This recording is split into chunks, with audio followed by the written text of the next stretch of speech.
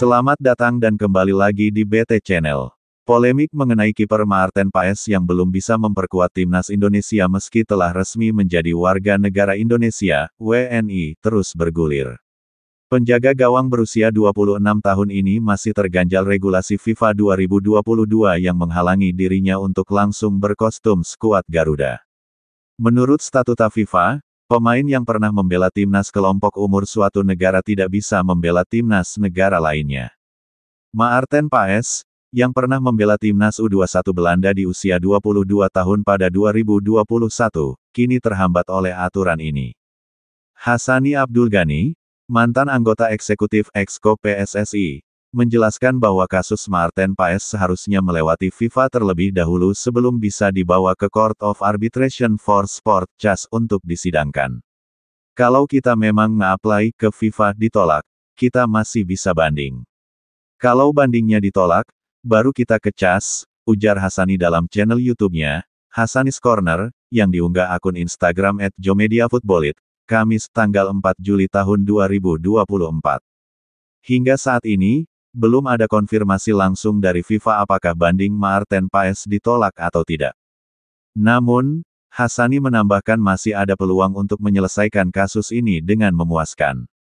Menurutnya, ada celah peraturan yang bisa dimanfaatkan.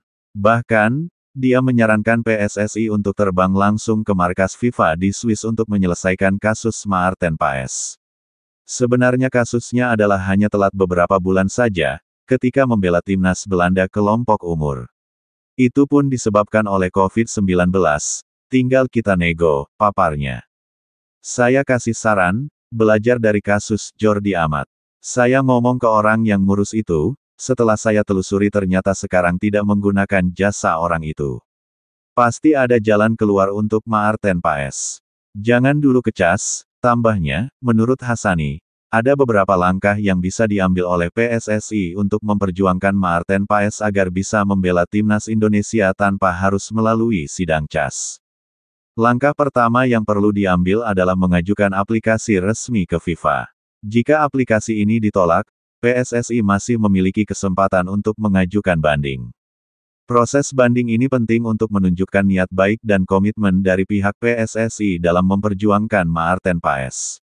Jika banding ini juga ditolak, barulah langkah terakhir adalah membawa kasus ini ke CAS. Namun, Hassani menekankan bahwa masih ada peluang untuk menyelesaikan kasus ini tanpa harus melalui CAS. Selain itu, Hassani menyebut bahwa ada peluang lain yaitu dengan meminta dispensasi dari FIFA.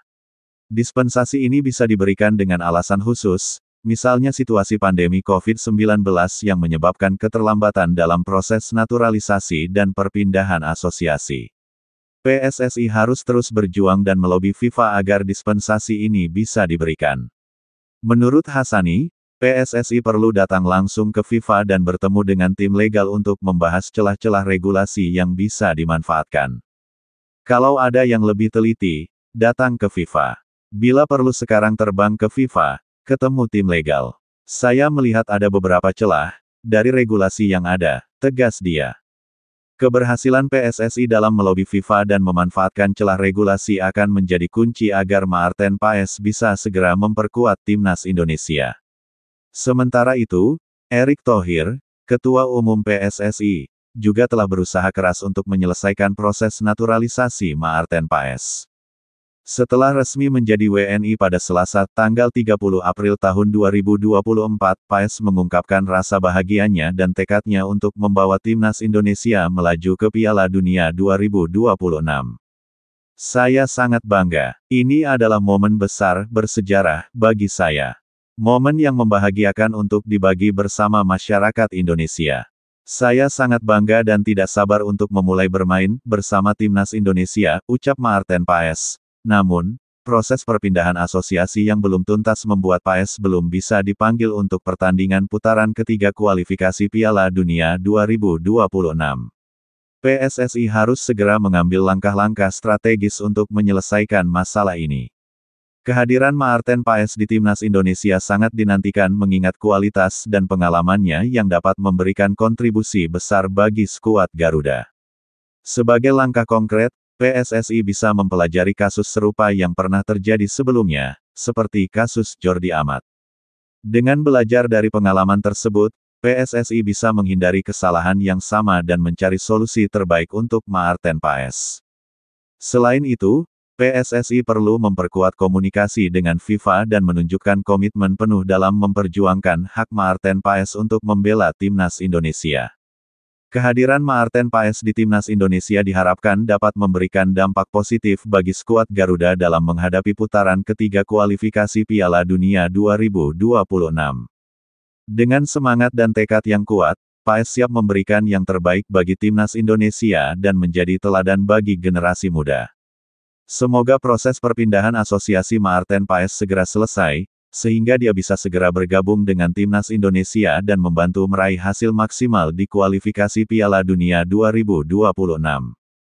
PSSI dan seluruh pendukung timnas Indonesia harus bersatu dan mendukung langkah-langkah strategis yang diambil untuk menyelesaikan masalah ini. Dengan kerjasama dan komitmen yang kuat, diharapkan Maarten Paes bisa segera memperkuat timnas Indonesia dan membawa skuad Garuda meraih kesuksesan di kancah internasional. Bagaimana menurut Sobat BT semua tentang hal ini? Silahkan beri komentar dan sarannya. Terima kasih.